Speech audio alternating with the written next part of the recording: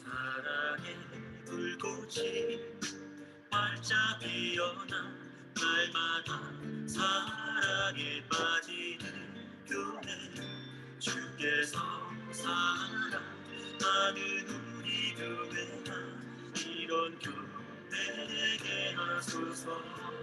기계적으로요. 주께서 사랑하는 우리 교회가 이런 교회 되게 하소서.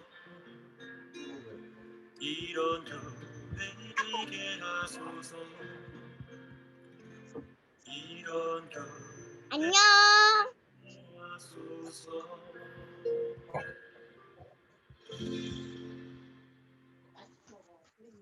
이제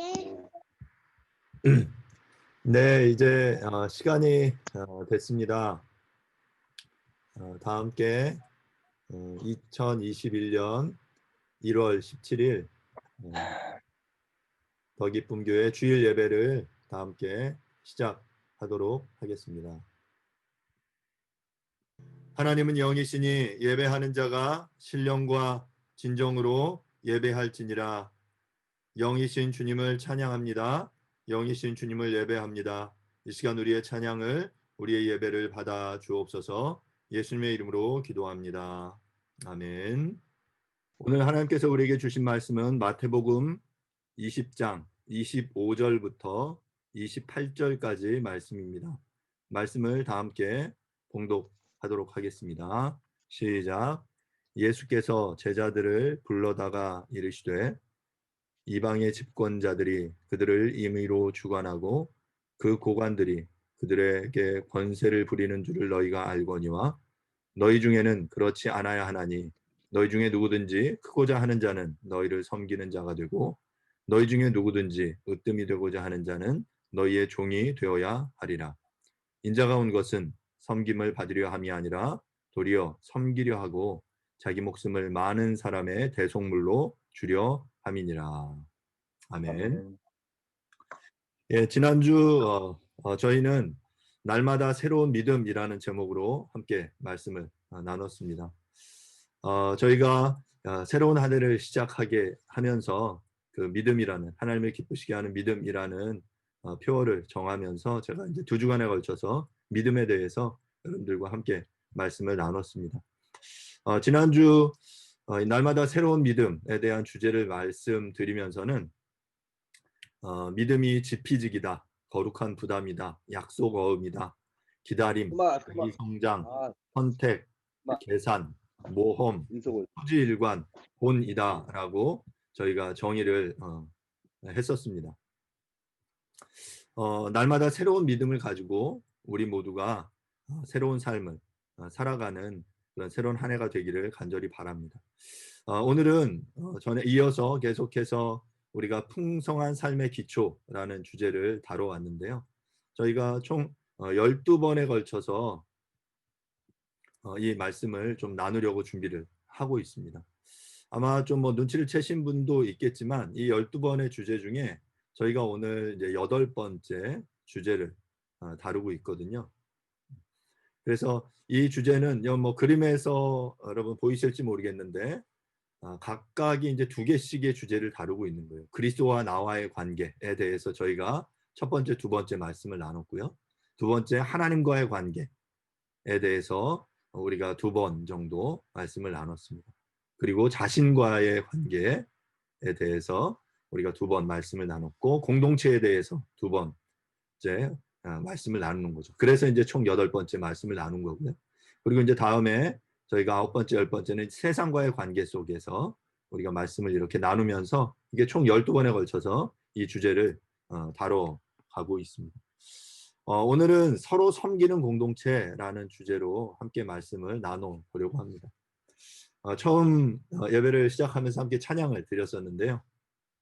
아마 그 찬양, 이런 교회 되게 하소서라는 찬양이었어요. 아마 그 찬양 노래 알고 계신 분도 있었겠지만 아마 처음 보시는 분도 있으실 텐데, 그 찬양의 가사가 어찌 보면 오늘 말씀 나누는 이 내용의 주제와 있다라고 생각이 됩니다.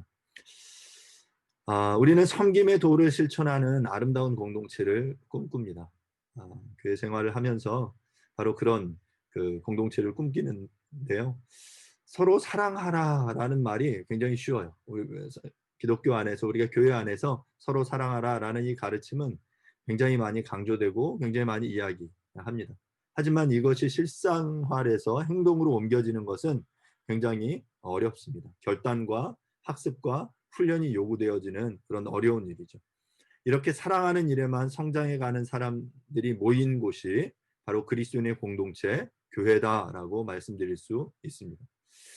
그러므로 교회가 얼마나 성숙했는지는 그 교회가 교인이 얼마나 모이고 또 얼마나 많은 사역을 하고 얼마나 많은 선교사를 파송했고 얼마나 큰 건물을 가지고 있고 또 얼마나 많은 가난한 사람들을 섬기는 구제 사역을 하는지에 달려 있다라기보다는 사랑의 전문가들이 얼마나 많이 모여 있는지 얼마나 많이 훈련 받았는지에 달려 있다라고 해도 과언이 아닙니다.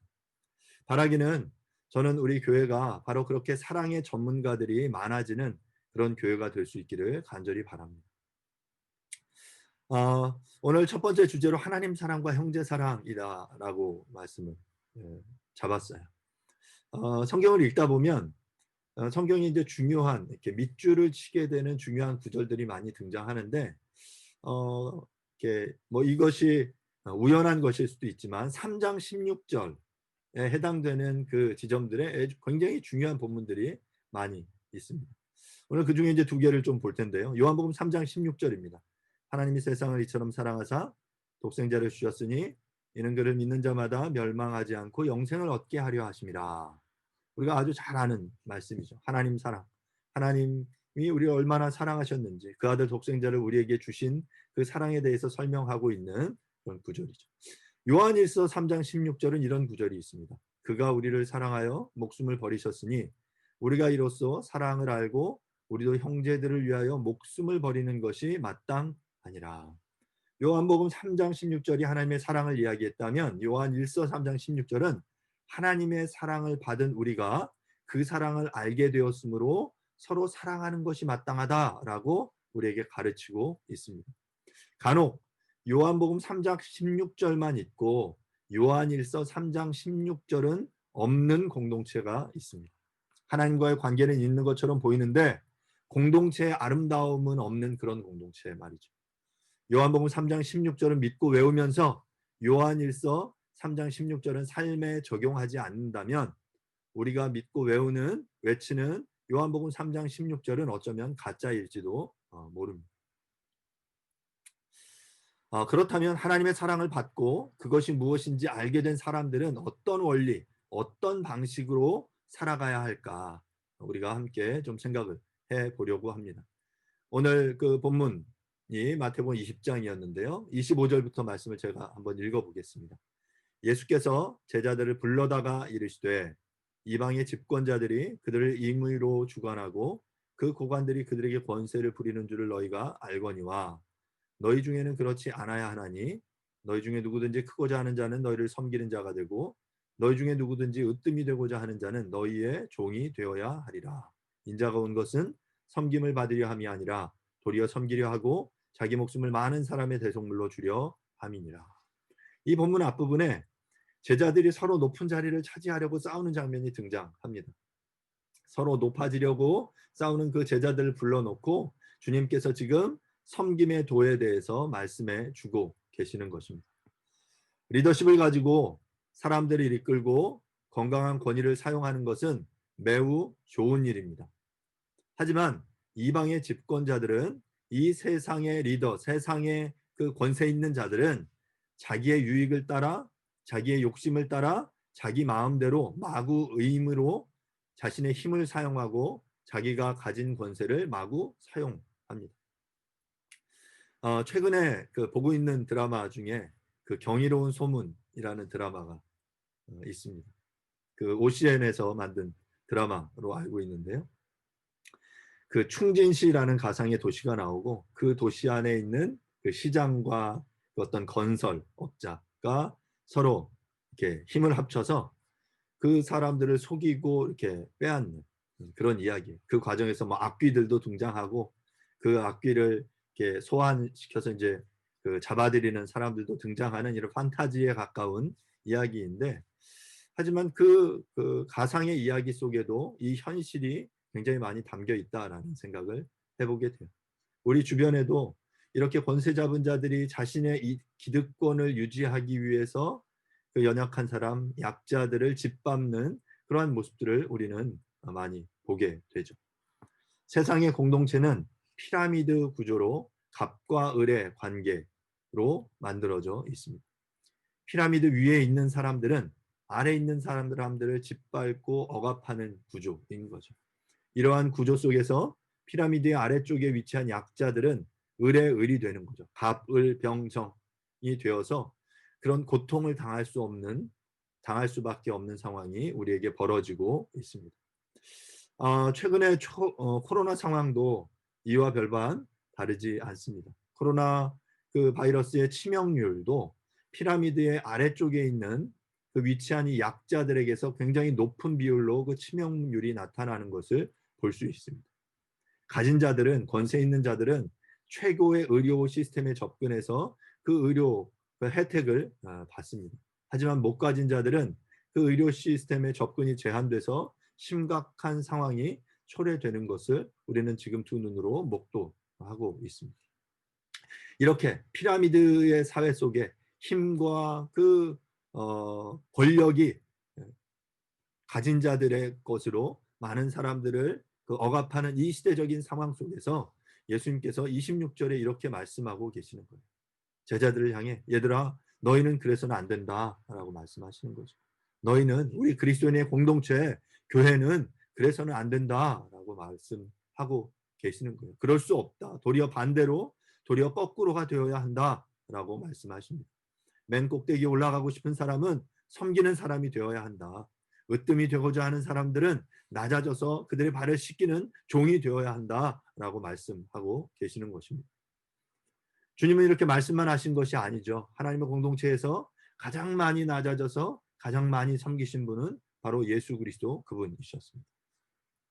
수력 발전의 힘은 수량과 낙차에 의해서 결정됩니다. 얼마나 많은 수량이 얼마나 높은 곳에서 떨어지느냐, 그 충격에 의해서 그 모터가 돌아가고 전기가 발생되는 것이죠.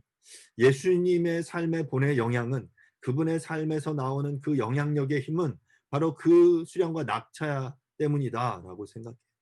누구보다 높은 그 하늘에 계셨던 그분이 누구보다 낮은 이 땅의 낮은 자리 가운데로 내려오셔서 우리를 섬기셨기에 그 낙차가 바로 우리들에게 그 영향력으로 나타나게 된다라는 것입니다. 이처럼 성경이 말하는 공동체, 교회는 세상의 원리가 작동하는 공동체와는 전혀 다른 구조입니다. 세상은 자신의 가진 힘과 권위와 지식과 능력과 경험과 재물로 얼마나 더 많은 사람을 자신의 밑에 두느냐, 그래서 그런 사람이 훌륭한 리더다라고 평가받는다면, 교회 공동체는 이 힘과 능력과 권위, 경험, 지식을 가지고 얼마나 많은 사람을 섬기느냐로 그가 얼마나 훌륭한 리더인지가 결정되기 때문이죠. 그런데 문제는 오늘날 교회에 이러한 원리가 작동하지 않는다는 데 있습니다. 더 큰 문제는 이런 그 섬김의 원리가 작동하지 않고 세상의 원리가 교회에서까지 작동하고 있다라는 것이 큰 문제인 것이죠. 성경은 우리를 향해 서로 피차 복종하라라고 가르치죠. 자, 그러면서 또 지도자에게 순종할 것을 우리에게 말하고 있는데요. 베드로전서 5장 5절은 이런 말을 이렇게 기록하고 있습니다. 젊은 자들아, 이와 같이 장로들에게 순종하고 다 서로 겸손으로 허리를 동이라. 하나님은 교만한 자를 대적하시되 겸손한 자들에게는 은혜를 주시느니라. 지금 베드로 사도는 젊은이들에게 공동체에서 나이가 많은 이들, 즉 교회의 장로들에게 복종하라, 순종하라 라고 가르치고 있습니다. 겸손으로 허리를 동여라 라고 말하죠. 하나님은 공동체의 지도자를 세우시고 그 공동체의 구성원들은 그들에게 복종해야 한다라고 가르치시는 것입니다. 공동체의 리더들에게는 하나님의 주신 권위가 있다라고 말하고 있는 거죠. 하지만 우리가 또 기억해야 할 것은 이 권위는 영원한 것이 아니다라는 사실을 기억해야 합니다. 목사 안수를 받았기 때문에 자동적으로 그러한 권위가 주어지는 것이 아니라 하나님의 뜻을 인정하고 그것을 바르게 전하고 가르치는 한에서 그 권위가 작동하는 것이다 라는 사실을 우리는 기억해야만 합니다. 이런 면에서 볼 때 한국교회는 양극단을 달리고 있는 것 같습니다. 한쪽 극단은 그 유교적인 전통과 샤머니즘이 결합돼서 목사들에게 무조건 복종해라 라고 가르치는 반면, 또 이쪽 극단은 그 공동체의 권위를 거부하고 우리 모두 다 똑같아, 민주주의, 1인 1표야 라고 말하는 이런 그 양극단에 서 있죠. 이쪽 극단은 목사에게 도전하면 저주받는다, 벌받는다 라고 가르칩니다. 그래서 목사가 아무리 비상식적인 요구를 해도 무조건 순종해야 그것이 믿음이 좋은 것이다 라고 가르칩니다. 사랑하는 여러분, 그 목사가 그 영적인 권위를 가진 사람이 만약에 그 문제가 있어 보이는 잘못된 가르침이나 요구를 하는 것처럼 보일 때 우리는 어떻게 해야 할까요? 먼저 좀 생각해 봐야 돼. 이 말의 진위가 무엇인지 고민해 봐야 되겠죠. 문제가 있어도 무조건 순종해라? 저는 그렇게 생각하지 않습니다. 우리가 그 문제가 있어 보이는 그 이야기를 만약에 들었다면 쉽게 판단하기보다 겸손히 질문하는 것이 먼저라고 생각해요. 그것은 정말 성경의 가르침과 합한 것입니까? 혹시 다르지 않습니까? 성경이 정말 그렇게 말하고 있습니까? 라고 우리가 겸손한 태도로 질문해야 할 거예요. 또 다른 극단은 우리가 모두 주 안에서 한 형제 자매이기 때문에 목사나 성도나 아무 차이가 없다라고 가르치는 그런 극단이 있을 수 있습니다.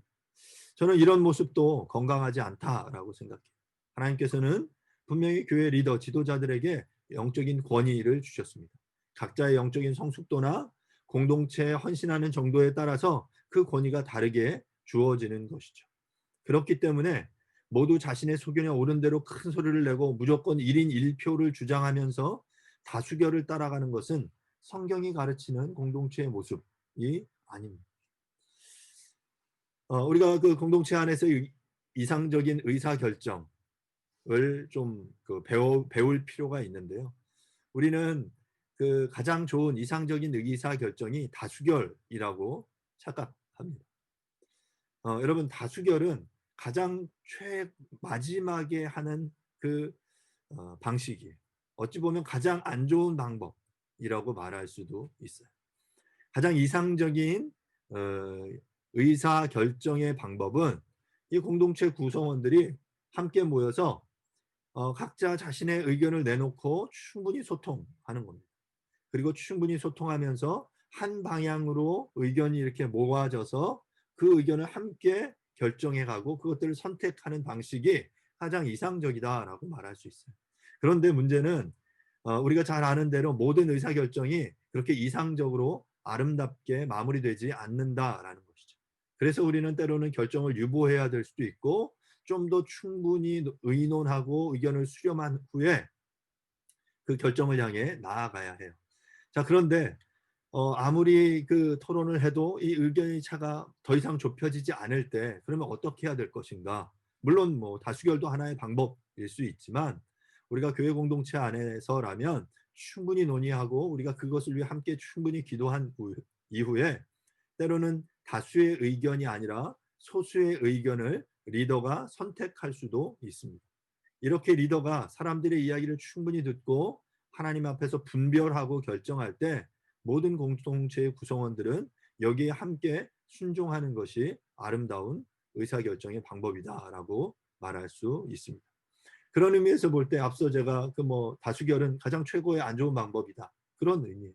이렇게 되지 않을 때 그러면 우리가 그럼 투표를 합시다라고 말하는 것은 이 투표로 해서 결정을 할 수 있죠. 그래서 예를 들어서 49대 51로 51이 선택될 수 있어요. 결정해서 갈 수 있는데 그렇게 되면 이 반대하는 49의 의견이 그대로 이제 무시되는 것이 되기 때문에 그것은 그렇게 건강한 방법은 아닙니다. 최선을 다해서 우리가 함께 의견을 소통하고 함께 서로 대화하고 그래서 의견을 맞춰가고 그리고 교회 공동체 안에서라면 그 영적인 권위를 가진 사람들이 그 의견을 충분히 듣고 하나님 앞에서 또 선택해야 가는 거죠. 왜냐하면 하나님은 항상 성경을 보면 다수의 선택을 쫓아가는 것이 하나님의 뜻은 아니었던 경우들이 많기 때문이죠. 다수의 많은 사람들이 넓은 길로 가지만 하나님의 뜻은 좁고 협착한, 찾는 이가 적은 좁은 길이었던 경우들이 많기 때문에 우리는 하나님 앞에 충분히 우리의 그 선택들을 위해서 기도하면서 함께 하나님의 음성을 구하면서 나아가야 할 필요가 있습니다. 또한 우리가 서로 섬기는 공동체가 되기 위해서 중요한 원리는 바로 서로 복종하는 것입니다. 에베소서 5장 21절은 이렇게 말합니다. 그리스도를 경외함으로 피차 복종하라. 지금 아마 에베소서 5장 말씀을 보시는 분은 아시는 분들은 이 에베소 이 5장의 이 전후의 본문에 어떤 내용들이 있는지 아실 겁니다. 지금 5장 21절 이 본문 이후에 어떤 내용들이 등장하냐면 아내와 남편, 부모와 자식, 주인과 종의 관계에 대해서 이야기를 합니다. 그러니까 지금 이 관계들 아주 중요한 우리의 삶에서 가장 중요한 관계를 다루면서 그 관계를 성숙하게 세워나가는 가장 중요한 원리로 에베소 5장 21절을 이야기하는 거예요. 피차 복종하라. 그런데 우리는 이 말씀을 들으면서 피차 복종하라. 고개를 끄덕이죠. 예, 맞는 말이야. 라고 우리가 생각할 수 있지만 이 당시의 시대적인 상황에서는 이 서로 피차 복종하라 라는 이 명령은 아주 엄청난 가르침이었습니다. 아주 혁명적인 가르침이었어요. 당시의 남편과 부모와 주인은 아주 절대적인 권위를 가지고 있는 집단이었습니다. 남편은 아내를 함부로 대했어요. 부모는 자식을 어떤 인격적인 객체가 아니라 본인의 소유로 여겼습니다. 주인은 종을 마음대로 할 수 있는 그런 권리를 가진 존재들이었어요. 그런데 그런 권리를 가진 이들 앞에서 너희는 교회 안에서 그리스도 안에서 피차 복종할 것을 사도 바울은 말하고 있는 것이죠. 가부장적인 권위가 상식으로 여겨지는 시대 속에서 바울은 지금 반문화, 카운터 컬처를 제시하고 그것을 선언하고 있는 것입니다. 사랑하는 여러분, 이렇게 교회는 이 시대 가운데 대한 공동체로서의 역할을 감당해야 합니다. 피차 복종하라, 서로 복종해라 라고 말합니다. 사랑하는 여러분, 우리가 어떻게 피차 복종할 수 있습니까? 오늘날처럼 남녀가 평등화된 사회에서 많은 청년들이 결혼을 포기합니다.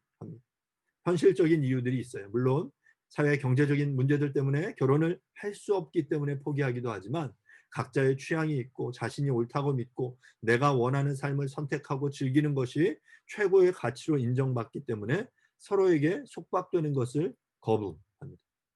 그렇다면 이런 그 가치를 따르는 이 시대 속에서 우리는 어떻게 가정을 이루고 어떻게 배우자에게 피차 복종할 수 있겠습니까? 그것은 바로 이 가정 공동체의 최고의 권위가 바로 주님께 있다는 것을 인정하는 것입니다. 서로 둘만을 바라면서 내가 높아 네가 높아 라고 할 때는 우리는 서로에게 피차 복종하기 어렵습니다. 힘들어요. 하지만 우리가 서로 이 한 주님 안에서 그 주님의 주대심 속에 우리가 컨트롤 받으면서 그 통제를 받으면서 우리가 그 주님 안에 거할 때 남편은 아내에게, 아내는 남편에게 복종할 수 있는 것이죠. 동일하신 그리스도를 경외할 때 우리는 그 주님의 권위 아래서 피차 복종할 수 있는 것입니다. 앞서 말씀드린 대로 교회의 공동체는 세상과는 다른 대한 공동체가 되어야 합니다. 섬김에도 서로 복종하는 길을 선택하는 공동체여야 합니다. 그렇기에 교회 공동체 안에서는 세상의 방식이 그대로 작동해서는 안 됩니다. 교회에서도 직분이 높은 사람, 힘 있는 사람, 많이 배운 사람, 많이 가진 사람이 큰 소리를 내서는 안 됩니다. 교회는 섬기는 사람들, 다른 사람을 위해 더 많이 희생하는 사람들이 이끌어 나아가야 합니다. 우리는 앞서서 여러 원리들, 성숙한 믿음의 원리들을 다루면서 희생하는 사랑, 진실한 사랑, 구체적인 사랑, 중심 있는 사랑에 대해서 살펴보았습니다. 오늘은 공동체에서 건강한 권위를 인정하고 리더는 희생하고 섬기며 결과적으로 서로 복종함으로 사랑하라라고 말했습니다. 이렇게 새로운 계명을 가지고 서로 사랑하라고 말할 때 우리는 이 본문에서 서로라는 말을 너무 넓게 해석하는 경향이 있습니다. 이 서로라는 말이 옆집 사람들, 옆자리에 김 선생님, 마트의 이사장님, 카페의 김 사장님 이렇게 생각하죠. 물론 그렇게 넓게 적용할 수도 있지만 예수님께서는 제자 공동체를 향해서 서로 사랑하는라는 말씀을 주고 계시다라는 것을 우리는 생각해 볼 필요가 있습니다. 요한복음 13장 말씀인데요. 13장 34절 35절 새 계명을 너희에게 주노니 서로 사랑하라. 내가 너희를 사랑한 것 같이 너희도 서로 사랑하라. 너희가 서로 사랑하면 이로써 모든 사람이 너희가 내 제자인 줄 알리라. 예수님께서는 세상의 모든 사람을 사랑하기에 앞서서 먼저 제자들에게 서로 사랑하라 라고 말씀하고 계십니다. 우리는 이렇게 예수님께서 우리에게 서로 사랑하라 라고 말씀하실 때 우리는 100명, 1000명, 10,000명을 사랑해야지 라고 생각하지만 여러분 그렇지 않습니다. 주님께서는 먼저 우리에게 주신 소수의 사람에게 집중해서 사랑하라 라고 말씀하고 계십니다.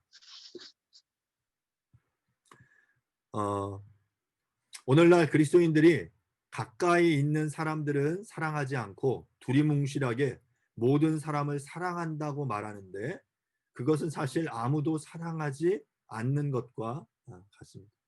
나는 모두를 사랑해. 그러면서 그것은 확인되거나 검증될 수 없는 거죠. 그렇게 말하는 나는 편할지 모르지만 실제로는 아무런 일도 이루어지지 않는 게 것입니다. 우리는 나에게 허락된 사람을 사랑하다가 포기하는 경우가 많습니다. 너무 힘들기 때문이죠.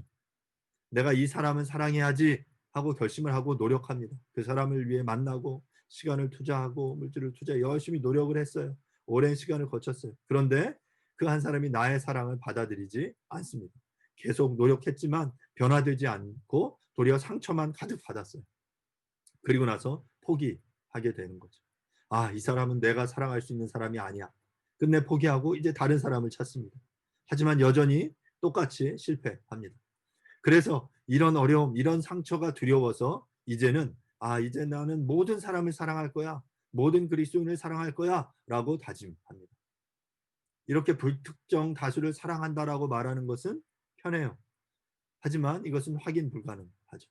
우리가 먼저 우리 주변에 가까이 있는 사람들에게 영적인 책임감을 느끼며 우리가 실제적으로 사랑을 해야 하는 것입니다. 이게 여기서 말하는 서로가 바로 그런 저 멀리 있는 사람을 내가 서로 사랑한다. 물론 그 사랑이 더욱더 커져서 그 사랑까지 이르러야 하죠. 하지만 그것은 실제적으로 불가능하기 때문에 그것은 단순간에 이루어지는 것이 아니기 때문에 먼저 우리는 내 옆에 내 가까이에 있는 형제와 자매를 먼저 사랑해야 한다라는 거죠. 그런데 우리가 그렇게 사랑하려고 할 때 우리에게는 문제가 생깁니다.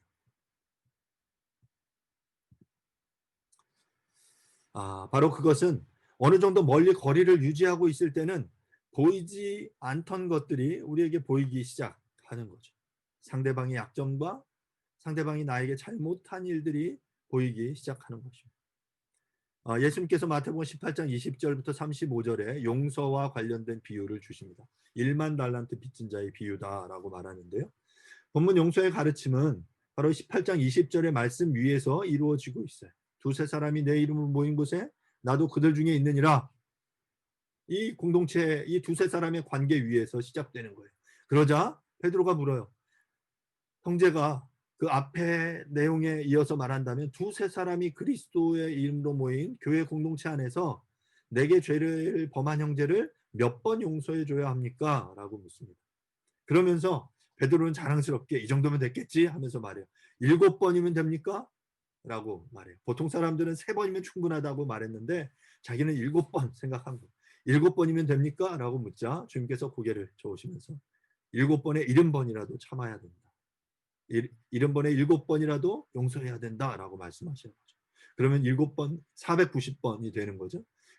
숫자적인 490번이 아니라 너희가 무한히 용서해야 한다라는 것을 말씀해 주시면서 그 연장선상에서 지금 1만 달란트 빚진 자의 비유를 우리에게 설명해 주고 계신 거죠. 여러분 여러 번 설명드렸는데 1만 달란트 빚진 자에 대한 이야기 잘 아시죠? 한 달란트는 6천 데나리온입니다. 한 데나리온이 하루 품삯이다라고 말씀드렸죠. 그럼 6천 데나리온은 거의 20년 연봉에 가까운 막대한 돈입니다. 1만 달란트니까 자, 한 달란트가 20년 연봉이에요. 그러니까 뭐 1년에 300일을 일한다. 뭐 휴일 50일 빼고 300일을 일했을 때 받는 돈이니까 연봉이죠, 연봉. 하루의 연봉을 이제 계산해 보는 거예요. 예를 들어서 뭐 1년 연봉을 뭐 여러 형태일 수 있지만 쉽게 계산하기 위해서 1년 연봉이 5천만 원이다라고 계산을 해보세요. 그래서 20년이 한 달란트인데 지금 본문은 1만 달란트래요. 1만 달란트 곱하기 20년 하면 어떻게 되죠? 20만 년이에요. 한 사람이 20만 년 동안 일해서 벌 수 있는 돈이 바로 1만 달란트인 것이죠. 그래서 계산하면 얼마냐면 약 10조 원입니다. 10조 원.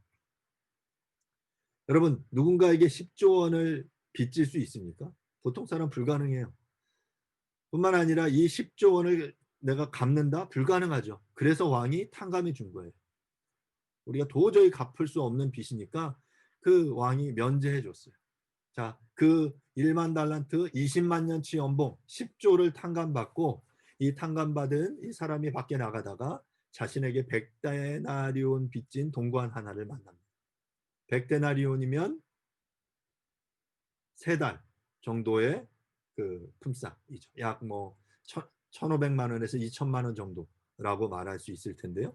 자, 그 사람의 진 빚을 자기는 지금 10조 원 탕감받고 나오면서 지금 2천만 원 빚진 이 동관의 이 그 빚을 갚지 않는다고 그 멱살을 붙잡고 있는 이 모습을 보면서 왕이 분노한다라는 것이죠.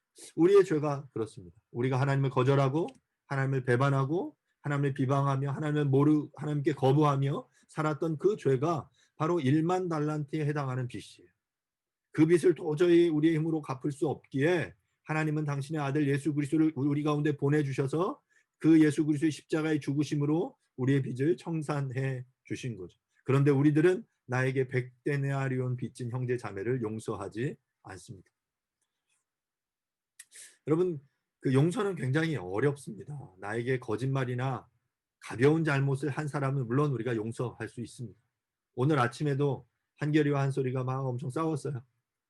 싸우고 나서 그 동생이 형한테 미안해 사과를 했어요. 처음에는 안 받아주다가 나중에 그래 괜찮아 라고 용서를 서로 사과를 받더라고요. 예, 이 뭐 티격태격대면서 하는 이 정도의 그 싸움에서의 용서할 수 있지만 더 심각하게 내 자존심을 건드리고 내 자존심을 깨뜨리고 내 인격을 무시하고 때로는 나에게 물리적인 신체적인 피해를 입힌 사람을 용서하는 것은 너무나도 어려운 일입니다. 하지만 주님께서는 우리에게 용서할 것을 요구하고 계십니다. 특별히 그 공동체 안에서 우리가 그 서로의 연약함과 죄에 대해서 품고 용서할 것을 우리에게 말씀하고 계신 것이죠. 우리는 용서뿐만 아니라 또한 용납하는 것에서도 좀 배울 필요가 있습니다. 용서란 우리에게 잘못한 것을 탕감해 주는 것, 우리에게 저지른 죄를 없애주고 잊어버리는 것이라면 용납은 우리와 다른 면 상대방이 가진 부족한 것들을 받아들이는 것을 말합니다. 골로새 3장 13절은 이렇게 말합니다. 누가 우리에게 불만이 있거든 서로 용납하여 피차 용서하되 주께서 우리를 용서하신 것 같이 너희도 그리하라. 말한 것처럼 용납하기 위해서는 다름이 틀린 것이 아님을 먼저 인정해야 합니다. 성숙하지 못한 사람, 마음의 그릇이 작은 사람은 용납을 잘 하지 못합니다. 자기 스타일만을 고집하며 나와 다름을 비난하고 정죄합니다. 하지만 우리가 그리스도를 알아가면서 우리의 마음에 우리의 영의 그릇이 점점 커지면 나와 다른 사람들을 품을 수 있습니다. 부부와 가족 관계에서도 마찬가지죠. 너무나 사랑해서 결혼했지만 시간이 지나 보면 너무 달라서 고통스럽습니다. 결혼 전에는 매력을 느꼈던 그 부분이 이제 나를 힘들게 하기 시작하는 거죠. 그 다름이 우리의 삶을 풍성하게 해줄 수 있다라는 사실을 받아들이고 그 다름을 인정하는 것. 이게 바로 용납이다라는 거예요. 교회 공동체 안에서도 이 용납은 매우 중요합니다. 서로 다른 사람들, 조금은 부족해 보이는 사람들, 나의 기준과 능력에 미치지 못하는 사람들, 나와 일하는 방식이 다른 사람들이 우리 가운데 있을 수 있습니다. 그런 사람들을 무시하지 말고 상처받지 말고 우리는 그들을 용납해야 한다라는 것입니다. 무엇보다 중요한 것은 이 용서와 용납이 그리스도로부터 온다라는 것이에요. 그리스도께서 우리를 용서해 주셨을 뿐만 아니라 그리스도 그분께서 우리를 용납해 주셨기 때문에 그분이 우리의 죄와 연약함을 참아주시고 받아주셨기 때문에 우리는 그렇게 할 수 있는 것이죠. 우리가 그리스도의 몸에 속해 공동체로 서로 사랑하고 섬기고 용서하고 용납할 뿐만 아니라 자신의 은사를 통해 공동체를 세우는 일은 매우 중요합니다. 고린도전서 12장 3절부터 13절은 공동체의 은사를 우리에게 잘 설명해 주고 있습니다. 3절은 공동체의 대전제를 말하고 있는데요. 그것은 바로 예수님을 주로 고백하는 사람들이 공동체에 속해 있다라는 것입니다. 그런데 이 공동체는 다양성과 하나됨이 존재합니다. 같은 주님, 한 성령께서 각 사람에게 다양한 은사를 허락하시는 것이죠. 어떤 사람은 잘 가르치고 어떤 사람은 잘 섬깁니다. 누구에게는 병 고치는 은사를, 누구에게는 손 대접하는 은사를 주십니다. 그런데 이 서로 다른 은사들이 모두 한 성령께서 주셨다라는 거죠. 어디에? 바로 그 주님을 주로 고백하는 그 공동체 안에 주셨다라는 거죠. 그런데 이 한 성령께서 우리에게 다양한 은사를 주신 목적은 바로 7절에서 말하는데요. 개인의 유익이 아니라 공동체의 유익을 위한 것이다 라고 말하고 있습니다. 이렇게 다양한 사람들이 모여서 한 성령으로부터 다양한 은사를 받음으로 한 공동체를 섬기고 세워 나아가는 것이다 라는 것이죠. 여러분은 어떤 은사를 가지고 계십니까? 그 은사를 내가 가지고 있는 은사가 무엇인지 알기를 원한다면 공동체 안에서 다양한 일을 섬겨 볼 수 있습니다. 여러 가지 섬김의 일을 통해 나도 잘하고 다른 사람이 기뻐하는 일이 바로 나의 은사다라고 말씀드렸죠. 그리고 그렇게 자신의 은사를 통해서 교회를 섬길 때 기쁘게 섬길 수 있습니다. 예를 들면 어떤 분은 음식을 만드는 것을 잘하고 좋아합니다. 예를 들어서 제가 예를 들어 15인분, 20인분의 그 음식을 준비하려고 한다면 저는 엄청나게 고민하고 엄청나게 그 시간이 필요할 거예요. 밥을 얼마큼 준비를 해서 그 음식을 그 메뉴를 준비하기 위해서 어떤 뭐를 하고 해야 될지 막 엄청나게 계획하고 준비하고 고민을 해야 돼요.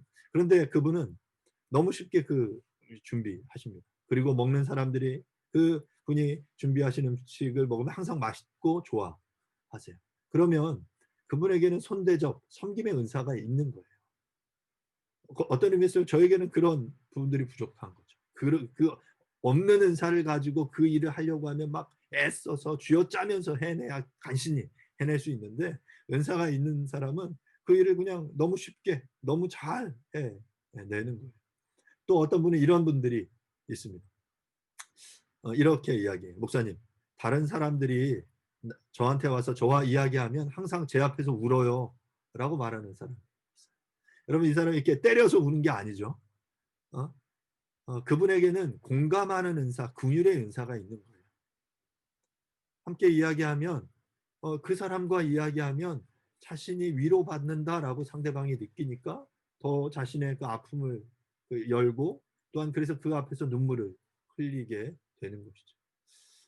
대부분의 사람들은 상대방의 이야기를 들으면서 문제를 분석하고 해답을 주려고 노력하지만 그분은 상대방의 이야기에 귀 기울이고 그 이야기에 공감해 줌으로써 상대방의 마음을 열어주는, 만져주는 거죠. 그러면 그 사람에게는 그 공감의 은사가 있는 거예요. 사랑하는 여러분, 여러분들의 은사가 무엇인지 잘 발견해 가세요. 내가 정말 잘하고 내가 정말 좋아하고 그래서 이 공동체에 유익을 끼치는 일이 무엇일까?